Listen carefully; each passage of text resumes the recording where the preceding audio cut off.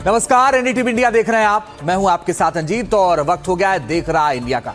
युद्ध को लेकर ईरान के राष्ट्रपति पेजेश्कियान का बयान आ गया है और उन्होंने ये कहा कि हमने कई बार कहा ईरान पहले हमला नहीं करता है, हमारे आर्थिक केंद्रों को निशाना तो कड़ा जवाब देंगे। ईरान के राष्ट्रपति पेजेश्कियान का बड़ा बयान आ गया है। वो कह रहे हैं पहले हमला नहीं करता ईरान, लेकिन अगर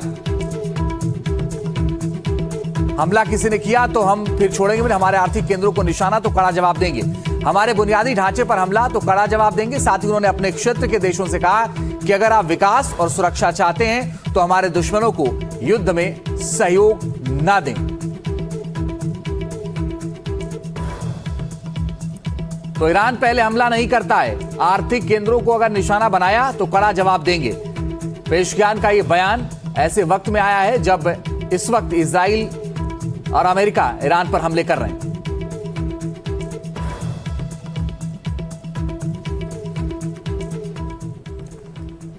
और इस पर ज्यादा बातचीत करने के लिए हमारे सहयोगी अंकित त्यागी इस वक्त ग्राउंड जीरो से जुड़ गए हैं। अंकित, बताइए इस वक्त क्या अपडेट? सबसे पहली अपडेट तो मैं आपको ये दे दूं कि इस वक्त हो सकता है कि आपको मेरे जो वीडियो है वो थोड़ा ठीक ना दिखाई पड़े, क्योंकि मैं 3 मंजिल ज़मीन के नीचे यानी कि -3 फ्लोर से ऊपर जाने की कोशिश कर रहा हूँ। अब से कुछ देर पहले यहाँ पर एक अलर्ट साउंड हुआ था, मिसाइल अलर्ट, और उसके बाद हम सबको बंकर में पहुँचना पड़ा। तो अब कोशिश ये है कि बंकर से बाहर निकलकर आप तक ये लाइव रिपोर्ट पहुँचाई जा सके। जी, तो लगातार ये जो हमले हो रहे हैं, 10 दिन का एक बताया ज़रूर गया कि एक पॉज होगा। उस पॉज के बाद भी जिस तरीके से इजराइल ने हमला किया ईरान के पावर प्लांट्स पर, ईरान के उसके स्टील प्लांट्स पर और उसके साथ साथ एक न्यूक्लियर प्लांट पर भी, उसके बाद से लगातार यहाँ पर जो ईरान की तरफ से जो एक जवाबी कार्रवाई है वो देखने को मिल रही है। कल रात को 3 बार यहाँ पे बड़े हमले हुए। हम लोग पूरी रात जो सायरन थे, अलार्म बजते रहे और हम लोग बार बार बंकर में जाते रहे। एक जगह से हमने स्पॉट रिपोर्ट भी किया, दिखाया कि कहाँ पर तेल अवीव के अंदर एक व्यक्ति की मौत हुई। और लगातार यहाँ पर अब लोग इस बात की चिंता में हैं कि जंग जितनी ज़्यादा चलती जा रही है उसका नुकसान लोगों को बेहद उठाना पड़ रहा है। अगर आप मुझे 1 मिनट देंगे तो मैं वापस आपके पास आता हूँ, कोशिश ये करके कि मैं कहीं ऐसी जगह पे खड़ा हो सकूं जहां से मैं ज़रा ये थोड़ा स्टेबल कैमरे के साथ आपके साथ मुखातिब हो सकूं। बिल्कुल अंकित, आप ऐसी जगह जरूर पहुंचिए जहां से आप रिपोर्ट दर्शकों तक पहुंचा पाएं और क्या कुछ हो रहा है ये वहां पर बता पाएं। लेकिन बड़ी बात यह है कि हमारे सहयोगी अंकित त्यागी इस वक्त ग्राउंड जीरो पर हैं और वो बता रहे थे कि तेल अवीव में फिर से जब सायरन बजा तो वो बेसमेंट में चले गए, यानी 3 मंजिला नीचे, यानी 3 मंजिला नीचे चले गए बेसमेंट में। और उसके बाद जब सायरन बंद हुआ है तब वो अब बाहर निकल रहे हैं और वहां से रिपोर्ट आप तक पहुंचाएंगे। मगर देखिए कि तेल अवीव में कभी भी सायरन बज जाता है, हमले का अलर्ट कभी भी हो जाता है, तो लोगों को बेसमेंट में जाकर के छिपना पड़ता है।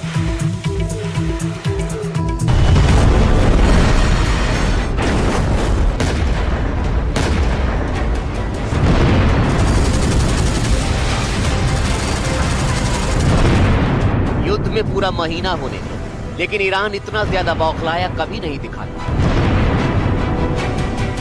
वो बुरी तरह भड़का हुआ है और एक बार फिर उसने बेहिसाब हमलों का दौर शुरू कर दिया है। इजराइल से लेकर अमेरिकी बेस, दुबई, यूएई, सब ईरान के बारूदी क्रोध से कांप रहे हैं। इसके पीछे है ईरान के परमाणु ठिकानों से लेकर पावर प्लांट और स्टील प्लांट पर हमले। रिपोर्ट्स के मुताबिक इजराइल ने यज़्द प्रांत के परमाणु ठिकाने अर्दकान येलो केस उत्पादन सेंटर को निशाना बनाया, जहां यूरेनियम के लिए येलो केक बनाया जाता है। यज़्द में ही यूरेनियम प्रोसेसिंग प्लांट पर भी हमला किया गया, जो यूरेनियम एनरिचमेंट में कच्चा माल निकालने का काम करता है। बुशहर न्यूक्लियर प्लांट पर दोबारा हमला हुआ और इराक में शाहिद खोंदाब हैवी वाटर कॉम्प्लेक्स पर भी हमला किया गया, जो ईरान के सबसे अहम हैवी वाटर रिएक्टर्स में शामिल है। ये सभी परमाणु संयंत्रों से जुड़े सेंटर हैं। हालांकि अभी तक किसी तरह के रेडिएशन की खबर सामने नहीं आई है। इनके अलावा इजराइल ने ईरान की 2 सबसे बड़ी स्टील कंपनियों को निशाना बनाया, जिनमें खुजिस्तान स्टील प्लांट और इस्फहान की मुबारके स्टील कंपनी शामिल है। ये पश्चिम एशिया की सबसे बड़ी स्टील निर्माता कंपनियों में गिनी जाती हैं। इसी कड़ी में इजराइल ने ईरान के बिजली घरों को भी निशाना बनाया। रिपोर्ट्स के मुताबिक इस्फहान में मुबारक काउंटी के 2 पावर प्लांट पर हमला किया गया। हमले में दोनों ही पावर प्लांट पूरी तरह से तबाह हो गए। यानी कहें तो ट्रंप के युद्ध विराम के ऐलान के बावजूद इजराइल ने ईरान की कमर तोड़ने की कोशिश की है। कैसे, उसे समझिए। 3 जगहों को निशाना बनाया गया। एक तरफ परमाणु संयंत्र पर हमला, दूसरी तरफ स्टील फैक्ट्रियों पर हमला और तीसरी तरफ बिजली घरों को निशाना बनाया गया। ये तीनों युद्ध में ईरान की बहुत बड़ी जरूरतें हैं और इन्हीं तीनों पर इजराइल ने हमला किया। परमाणु संयंत्र चलाना ये ईरान की जिद है जिसके लिए वो लड़ रहा है। उस लड़ाई के लिए उसे मिसाइल और हथियार चाहिए जो स्टील की मदद से बनते हैं। उन स्टील को बनाने के लिए भी बिजली चाहिए जो बिजली घर में बनती है। जाहिर है ये ईरान पर बहुत बड़ा हमला है, इसीलिए उनके विदेश मंत्री ने पहली बार बहुत ही घातक धमकी दी है। विदेश मंत्री अब्बास अराक्ची ने हमलों की पुष्टि के साथ ही इजराइल को गंभीर परिणाम भुगतने की चेतावनी दी है। अराक्ची ने लिखा, इजराइल ने ईरान के 2 सबसे बड़े स्टील कारखानों, एक बिजली संयंत्र और दूसरे बुनियादी ढांचे के साथ नागरिक परमाणु स्थलों पर हमला किया है। इजराइल का दावा है कि उसने ये कार्रवाई अमेरिका की मदद से की है। ईरान इजराइल के इस अपराध की बहुत बड़ी कीमत वसूलेगा। हालांकि ईरान के एटॉमिक एनर्जी ऑर्गेनाइजेशन ने यह कहा है कि कोई रेडिएशन लीक नहीं हुई है, परंतु इजराइल ने ईरान के कई न्यूक्लियर ठिकानों के ऊपर अटैक किया है, जिसमें शामिल है हैवी वाटर और complex, yellow cake production centre और बुशर न्यूक्लियर प्लांट, जिसमें तो रशिया की तरफ से काम किया जाता है। उसकी स्टील फैक्ट्री के ऊपर भी हमले किए हैं। मुझे ऐसा लगता है कि जिस तरह से ईरान ने इजराइल में तबाही मचाई है, इजराइल अब ईरान को फाइनल वार्निंग दे रहा है। तो क्या वास्तव में ट्रंप का युद्ध विराम महज धोखा है और ट्रंप खुद वार न करके ईरान के परमाणु ठिकानों को इजराइल से ध्वस्त कराने का गेम कर रहे हैं? वो गेम जो उनके वॉर गेम का फिक्स हिस्सा है और जो बात वो कई बार कह चुके हैं। We want the nuclear dust. We're going to want that, and I think we're going to get that. We've agreed to that. Yeah, we've agreed to that. You want the enriched uranium before you can end this. And we want no enrichment, but we also want the enriched uranium. If this happens, it's a great start for Iran to build itself back. तो क्या जो कुछ हो रहा है वो America के कहने पर ही इजराइल कर रहा है? क्या अमेरिका बातचीत और युद्ध विराम के नाम पर ईरान के साथ खेल रहा है, जैसा कि ईरान के विदेश मंत्री खुलेआम कह चुके हैं कि बातचीत के नाम पर उन्हें धमकाया जा रहा है, जो बर्दाश्त नहीं किया जा सकता। Yes, we are in favor of a deal, but a fair and balanced deal. The problem is when Americans, the current administration, talk about a deal, in fact, they want to dictate what they want, and this is what we experienced as recently as 2 months ago in New York. We are ready for negotiation, but not for dictation. We are ready to go for a deal, but for a fair and balanced deal, not a one-sided. ऐसे में अगर बातचीत के नाम पर दिखावा किया जा रहा है तो युद्ध और ज्यादा भीषण मोड़ पर पहुंचने वाला है, क्योंकि अमेरिका के विदेश मंत्री मार्को रूबियो ने भी 2 से 4 सप्ताह तक जंग और चलने का ऐलान किया था। वहीं ईरान पहले ही 10 लाख सैनिकों को जंग में लाने का ऐलान कर चुका है और ऊपर से अब उसने बच्चों को भी फौज में लाने का ऐलान किया है। मतलब साफ है कि जंग और ज्यादा भीषण हो सकती है। हमने ईरान की हिफाजत के लिए एक प्लान तैयार किया है। इसमें युवाओं के लिए रजिस्ट्रेशन हो गया है। कई लोगों ने हमें अप्रोच किया। वो चाहते हैं कि हम सैनिकों के साथ मिलकर काम करें, उनकी मदद करें, जो दिन रात वतन की रखवाली में लगे हैं। हमने कई किशोरों को भी आते देखा है जो बसीज चेक पॉइंट पर इकट्ठा होने लगे हैं। ये चेक पॉइंट शहर में स्थापित किए गए हैं। आवेदनों को देखते हुए हमने इस प्रोग्राम में शामिल होने की उम्र 12 साल कर दी है। ईरान हर दिन के साथ अपनी सेना के नए वीडियो लाकर अपने तेवर दिखा रहा है। वो ये बताने की कोशिश कर रहा है कि अमेरिका और इजराइल उसे जितना दबाने की कोशिश करेंगे वो उतनी ही ताकत से उभर कर बाहर आ जाएगा और उसे दबा पाना अमेरिका और इजराइल के बस में नहीं है।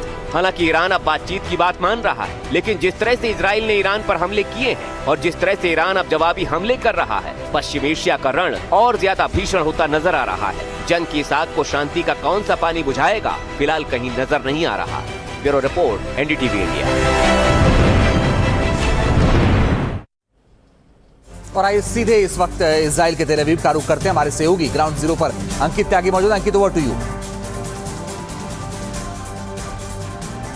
बहुत बहुत शुक्रिया अंजीत। सबसे पहले मैं आपको बताना चाहूंगा कि कल रात से लगातार ये बंकर में जाने का और वहां से वापस आने का सिलसिला जारी है। जो आप देख रहे थे, ईरान का जो एक ताबड़तोड़ उनकी तरफ से हमले हुए, जवाबी कार्रवाई हुई, उसमें रात में यहाँ तेल अवीव में, सेंट्रल तेल अवीव में एक व्यक्ति की मौत हो गई। उस स्पॉट से हमने रात को 2 बजे आपको एक रिपोर्ट भी भेजी थी जो अपने दर्शकों को हमने दिखाई। लेकिन इस वक्त मैं आपको बताना चाहता हूं कि तेल अवीव का जो माहौल है, एक बार फिर से जैसे ही जो सायरन खत्म होते हैं, लोग बाहर अपने कामों पर आ जाते हैं। लेकिन एक कुल मिलाकर जीवन बड़ा अस्त व्यस्त है। लोगों को लग रहा है स्कूल इतने दिनों से नहीं खुले हुए हैं, कोई बिजनेसेस जो हैं वो बंद हैं, होटल्स, कई होटल जिनमें मैं पिछली बार रुका था जब मैं पिछले साल यहां पर आया था जंग के दौरान, वो सब बंद हैं क्योंकि टूरिस्ट नहीं है और काफी परेशानी का लोगों को सामना जो है वो उठाना पड़ रहा है। लेकिन अभी तक 1 महीने इस जंग को हो गए हैं और ताबड़तोड़ एक दूसरे के ऊपर मिसाइलों से हमला किया जा रहा है। उसके बाद भी विशेषज्ञ मानते हैं कि ईरान के पास जो 30% मिसाइल हैं, उन्होंने सिर्फ अभी तक उस 30% मिसाइलों का ही इस्तेमाल किया है। उनके पास एक बड़ा जखीरा मिसाइल का अभी भी बचा हुआ है। दूसरी तरफ अमेरिका ने 850 से ज्यादा टॉमाहॉक मिसाइल का इस्तेमाल किया है, जिसके कारण अमेरिका के लिए मुश्किलें और बढ़ती जा रही हैं क्योंकि ये मिसाइल ना सिर्फ उनके जखीरे से खत्म हो रहे हैं बल्कि इनको बनाने में काफी ज्यादा खर्चा भी आता है।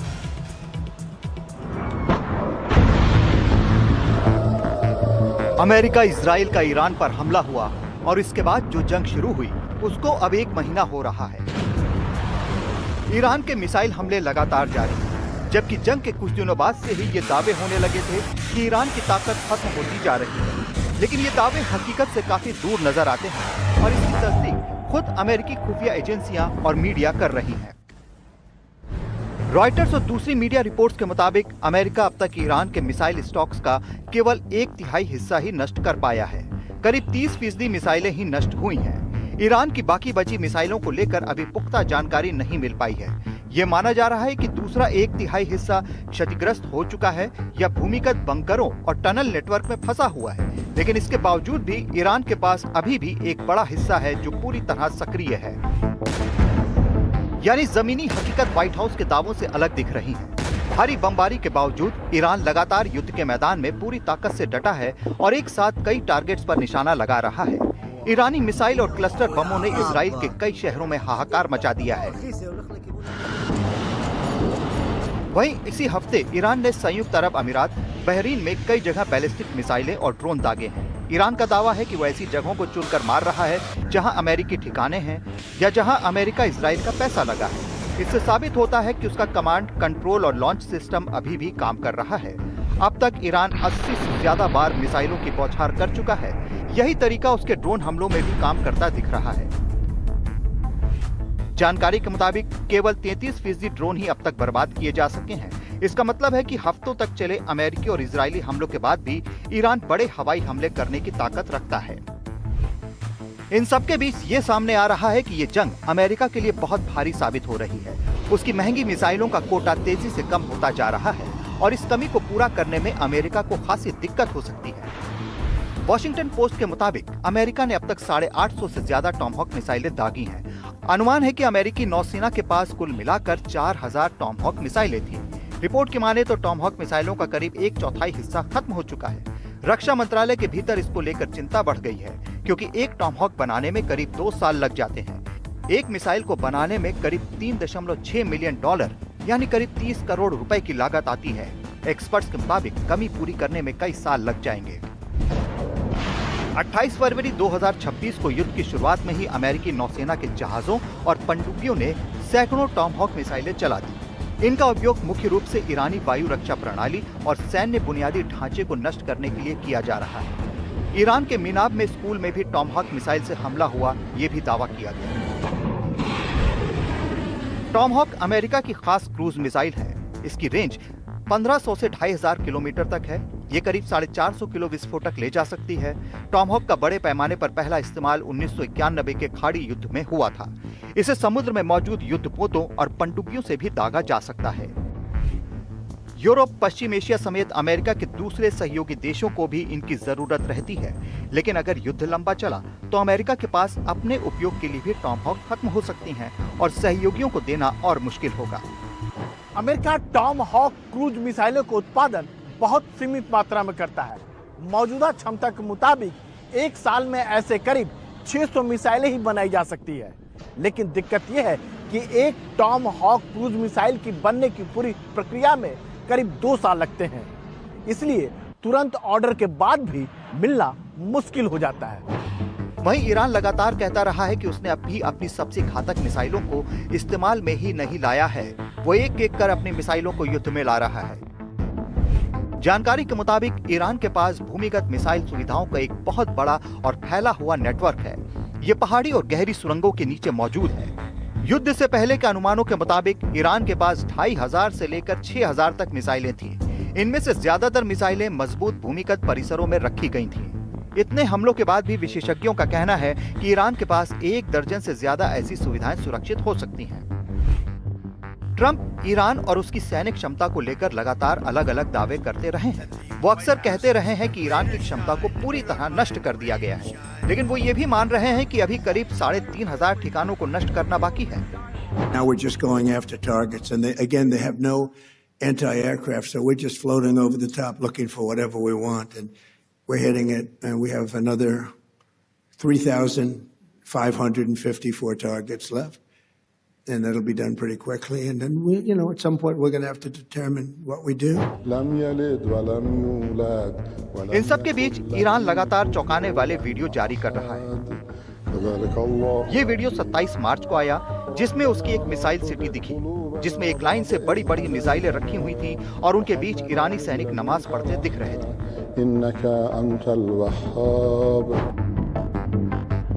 ट्रंप कह रहे हैं कि डील को लेकर ईरान गिड़गिड़ा रहा है, लेकिन ईरान का दावा है कि वो हर मोर्चे पर तैयार है। अगर अमेरिका जमीनी हमला करता है तो इसका अंजाम अमेरिका भुगतने के लिए तैयार रहे, क्योंकि करीब 10 लाख लड़ाके मोर्चे पर तैनात हैं। Bureau report, NDTV India. जंग में विध्वंस विनाश जारी है।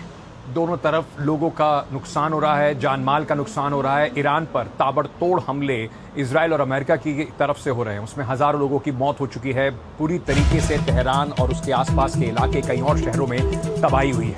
लेकिन ईरान ने भी पलटवार लगातार जारी रखा है और उसका जो असर है वो इजराइल में देखने को मिल रहा है। कल 10 जगहों पर तेल अवीव में ईरान की तरफ से जो मिसाइल क्लस्टर एम्यूनिशन का भी इस्तेमाल किया गया, मिसाइल छोड़े गए, उसका इम्पैक्ट जो है वो देखा गया। एक व्यक्ति ने अपनी जान खो दी और 2 लोग इसमें घायल भी हुए हैं। आपको दिखाते हैं 29वें दिन कैसे, जब ये जंग 5वें हफ्ते में पहुंच रही है, इसका जो विनाशक रूप है वो बदस्तूर जारी है।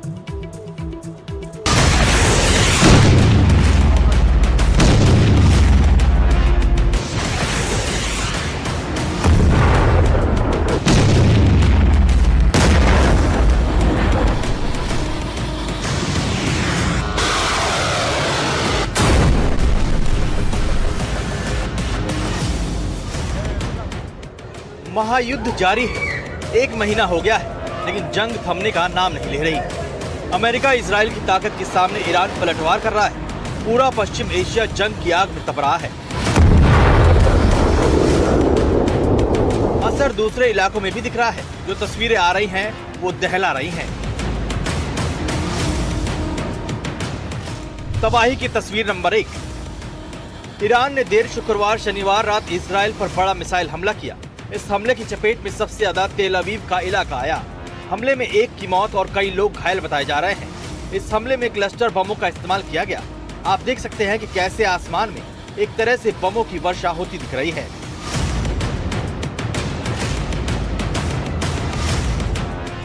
तबाही की तस्वीर नंबर 2।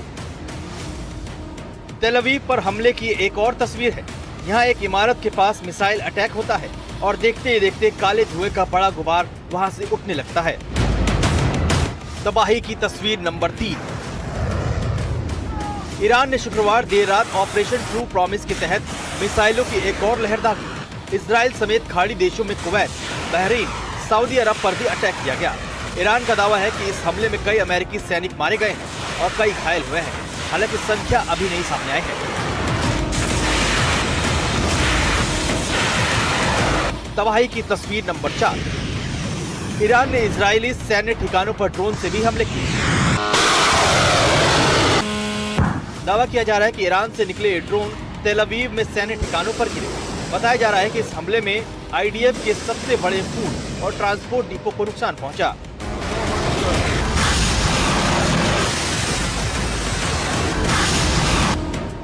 तबाही की तस्वीर नंबर 5। तस्वीरें इजराइल के कब्जे वाले वेस्ट बैंक की हैं। देर रात यहां सायरन गूंजने लगा। आसमान में अंधेरे की जगह रोशनी चमकने लगी। यहां ईरान के क्लस्टर बम गिरे। इजराइल ने पहले ही संभावित हमले की चेतावनी दी थी।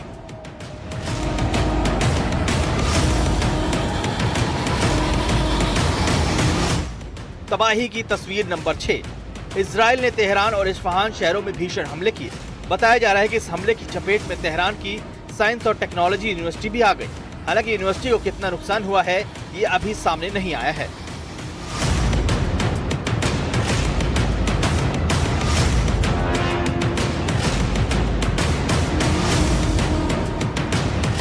तबाही की तस्वीर नंबर 7। ईरान के परमाणु ठिकानों को निशाना बनाया गया। ईरान के बुशहर और अराक में परमाणु ठिकानों पर इजराइल और अमेरिका के हमलों की खबर है। हैवी वाटर परमाणु रिएक्टरों को निशाना बनाया गया। हालांकि अभी किसी रेडिएशन की खबर नहीं है। तबाही की तस्वीर नंबर 8। ये तस्वीरें ईरान के तबरीज शहर की हैं। अमेरिका और इजराइल के हमलों के चलते यहाँ भारी तबाही मची है। कई इमारतों को नुकसान हुआ और चारों तरफ मलबा ही मलबा है।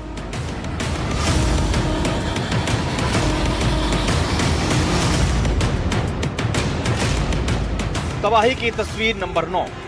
युद्ध के बीच IRGC ने बड़ा दावा किया है। सऊदी अरब के प्रिंस सुल्तान एयरबेस पर ईरान ने मिसाइलों से हमला किया। सैटेलाइट तस्वीरों में कथित तौर पर एक अमेरिकी KC-135 ईंधन भरने वाला टैंकर विमान पूरी तरह से नष्ट हो गया। कई अन्य टैंकर विमानों को नुकसान पहुंचा है। बताया जा रहा है कि ईरान के मिसाइल हमले में कम से कम 10 अमेरिकी सैनिक घायल हो गए और कई विमान क्षतिग्रस्त हो गए।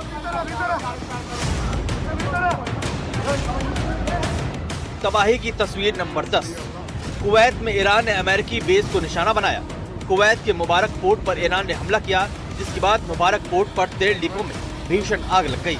आग इतनी भीषण थी कि पूरा आसमान ही धुएं के काले गुबार से ढक गया।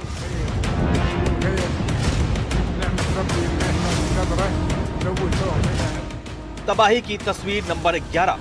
लेबनान की राजधानी बेरूत के आसमान में जमकर बारूद बरस रहा है। बेरूत और टायर शहर में इजरायली वायुसेना ने जमकर बमबारी की है।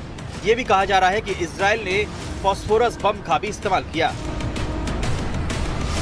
तबाही की तस्वीर नंबर 12। ये वीडियो अमेरिका के सेंट्रल कमांड ने जारी किया है। दावा किया है कि ईरानी सैन्य ठिकानों को नष्ट किया गया है। हमले के दौरान अड्डे से एक शख्स भी निकलकर भागता हुआ दिखता है।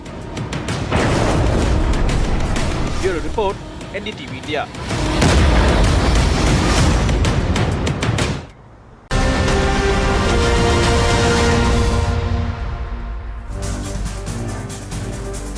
ब्रेक के बाद स्वागत है आपका और आइए सीधे आपको इजराइल के तेल अवीव लिए चलते हैं। ग्राउंड जीरो पर हमारे सहयोगी अंकित त्यागी मौजूद है। उनके पास है एक बड़ी खबर। अंकित, ओवर टू यू। बिल्कुल, जिस तरीके से आप बता रहे थे कि कैसे ईरान के ऊपर हमला हुआ है, एक काउंटर अटैक भी हुआ है जो इजराइल के ऊपर। अब से कुछ देर पहले जब मैं आपको बता रहा था कि हम लोग बंकर में छुपे थे, उससे खबर यही आ रही है, ब्रेकिंग न्यूज इस वक्त कि ईरान का जो हमला हुआ है इजराइल के सदर्न इजराइल के एक शहर के ऊपर, वहां पर इम्पैक्ट हुआ है, एक मिसाइल से हमला हुआ है। और इस वक्त जो इजरायली डिफेंस फोर्सेज हैं और रेस्क्यू वर्कर्स हैं, वो इस शहर में जहां पर बॉम्ब गिरा है, ये मिसाइल का गिरा है, वहां पर इस वक्त रेस्क्यू ऑपरेशन चला रहे हैं। ये एक बड़ी खबर इस वक्त आ रही है। लगातार ईरान की तरफ से जो हमले हो रहे हैं उसमें से जुड़ी हुई एक खबर, कल रात को भी 10 जगह पर यहां पर हमला हुआ था और उसके बाद अब सदर्न इजराइल में एक और थोड़ी देर पहले हमला हुआ है। बड़ा धमाका हुआ है जो इस वक्त आप देख रहे हैं।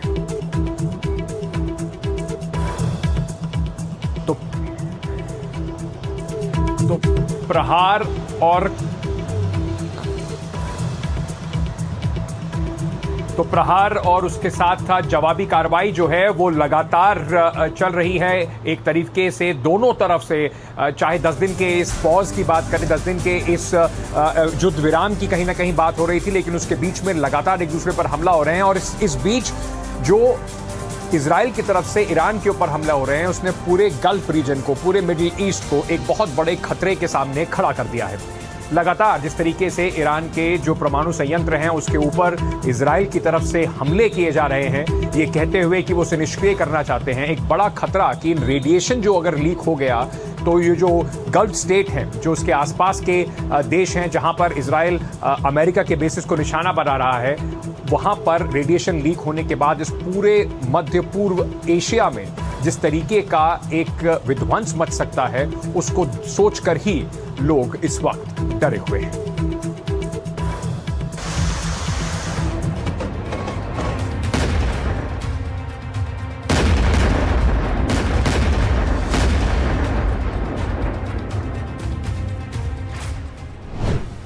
इजराइल की तरफ से ईरान के परमाणु सेंटर्स पर हमला बहुत बड़े खतरे का सबब बन सकता है।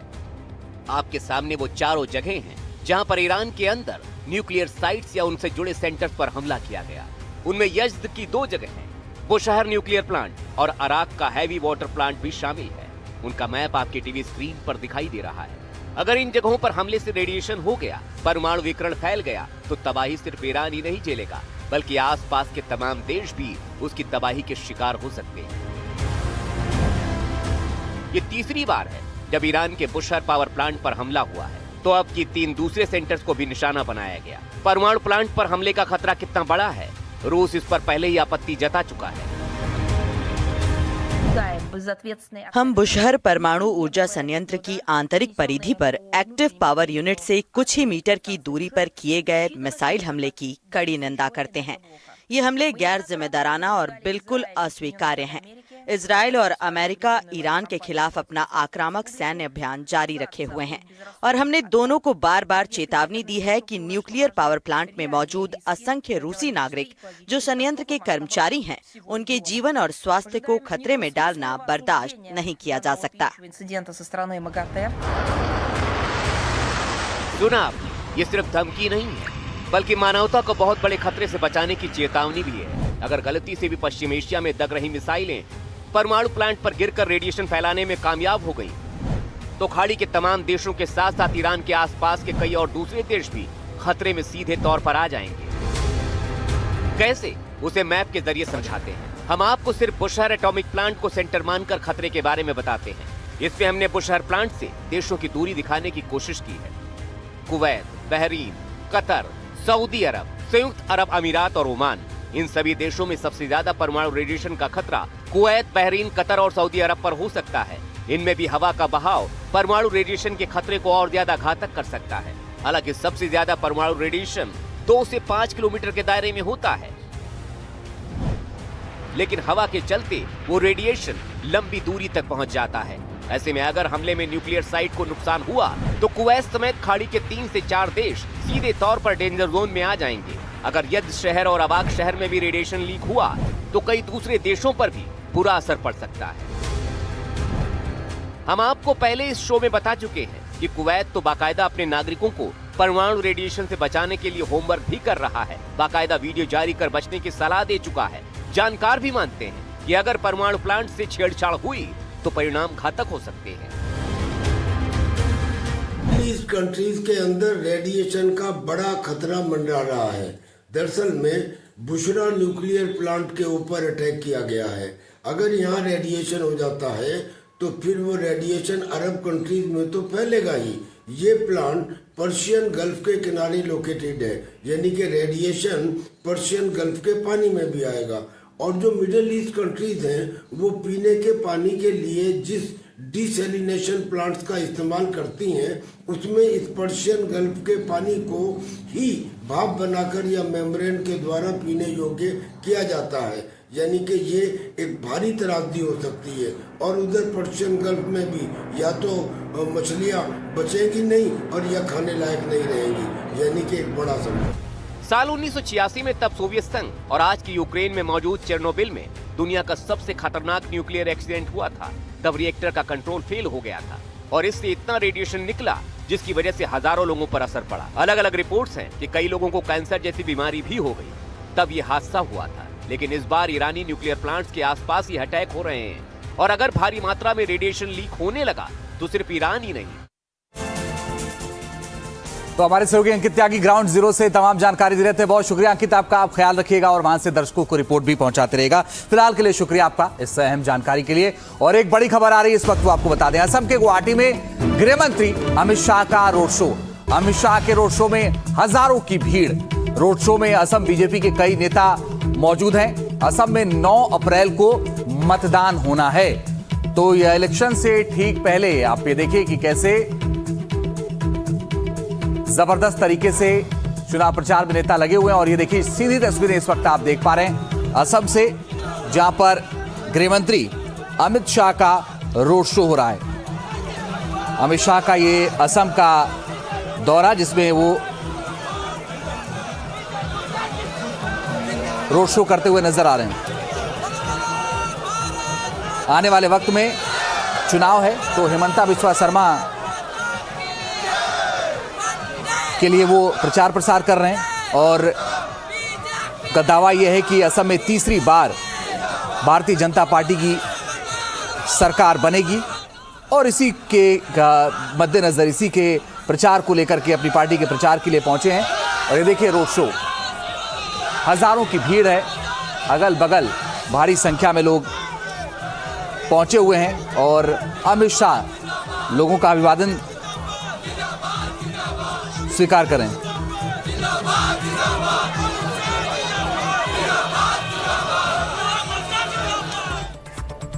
और एक छोटा सा ब्रेक ले रहे हैं, लेकिन थोड़े से इंतजार के बाद फौरन लौटें।